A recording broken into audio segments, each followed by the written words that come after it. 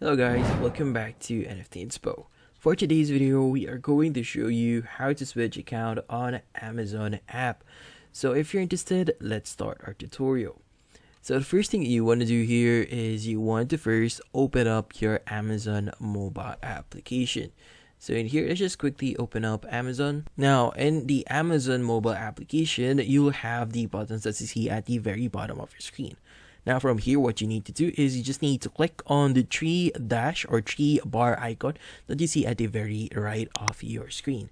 Now when you click on that, you'll be redirected to the next screen, which shows the shop by department, settings, and customer service.